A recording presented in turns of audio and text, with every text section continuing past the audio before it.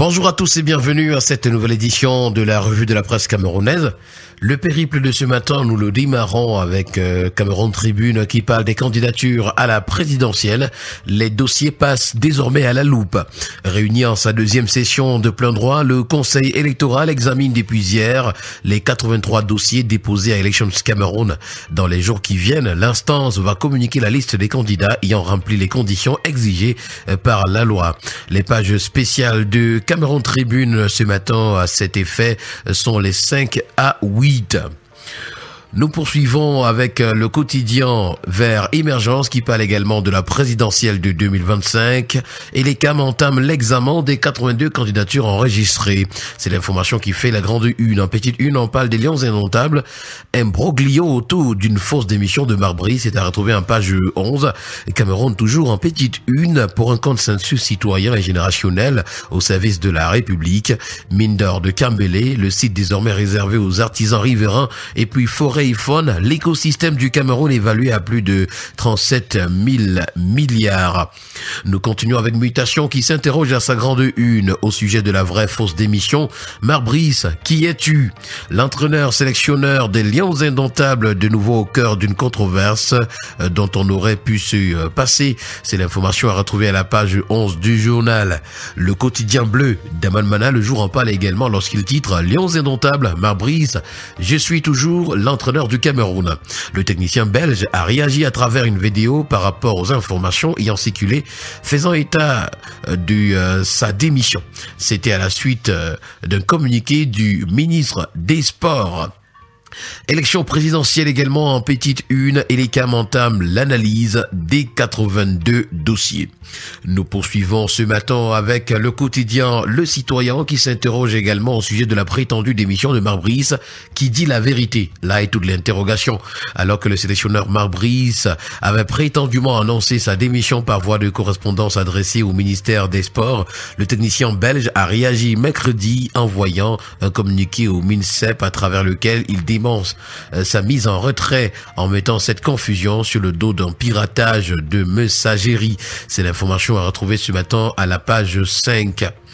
On reparle de la présidentielle de 2025 avec le quotidien L'Info à chaud ce matin. Soutien tous azimuts à la candidature de Maurice Kamto à l'élection présidentielle du 12 octobre 2025. Même les homosexuels, c'est le titre à retrouver et l'information au complet, c'est à la page 11. Rétropédalage, on en reparle également. Marc Brice ne démissionne plus. Et puis, suite à l'avis de recherche émis par la gendarmerie nationale, l'autre candidat du RDPC apporte son soutien à la femme politique courageuse Adja Awa. C'est l'information également à retrouver à la page 8 du journal ce jour. Nous poursuivons en économie avec le premier quotidien économique de la zone CEMAC. Ça, c'est le journal L'économie qui s'intéresse à la CEMAC. Paul Biya est attendu à Bangui. La 16e session ordinaire de la conférence des chefs d'État de la communauté économique et monétaire de l'Afrique centrale est annoncée pour le 9 août 2025 en République centrafricaine. En tant qu'acteur majeur, la présence du président de la République du Cameroun est indispensable, surtout dans un contexte où la sous-région cherche à consolider ses acquis économiques. En petite une, on parle du Cameroun, du Togo ainsi que de la Côte d'Ivoire. La famille Brown reprend la totalité des activités de Prudential Beneficial. Cette information ainsi que bien d'autres, vous les aurez en parcourant les colonnes de l'économie. Le quotidien d'information du Nord Cameroun, l'œil du Sahel de Guibaï Gattama nous présente une carte ce matin à sa grande une. Il s'agit de la carte d'un préfet par région. Pour le quotidien d'information républicaine, le drapeau en parle de la politique au féminin. Un manuel pour bouger les lignes nous est présenté à la grande une. À l'orée de la 63e journée de la femme africaine, le MINPROF a dévoilé un manuel de formation politique dédié aux femmes. Fruit d'une collaboration avec la francophonie et soutenu par l'ONU Femmes, cet outil vise à renforcer les compétences des Camerounaises engagées en politique en misant sur l'inclusion linguistique et l'accessibilité. Nous poursuivons avec le journal Innovation qui parle de l'élection du nouveau secrétaire général de la conférence interafricaine des marchés d'assurance CIMA. C'est le MINFI qui bloque la candidature d'un expert camerounais basé au Canada. On parle du secteur de l'électricité ce matin à la grande une du tri-hebdomadaire La Météo, et c'est Elundu Essomba qui est chez Eneo en visite de travail ce 23 juin à Yaoundé à la direction régionale du centre de l'entreprise.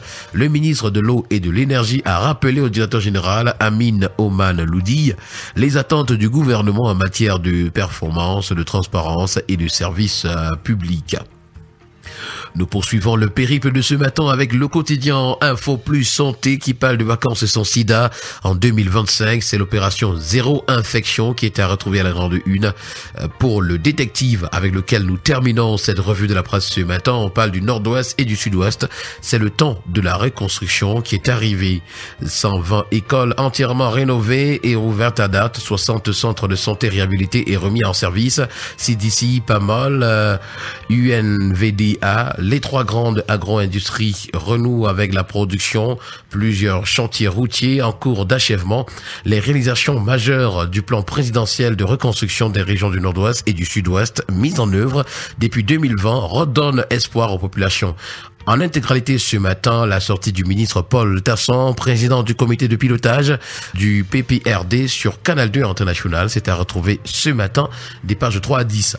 Et voilà qui a permis de mettre un terme à cette autre sortie de la revue de la presse. Mesdames et messieurs, rendez-vous très prochainement pour une nouvelle édition. Bonne journée à vous.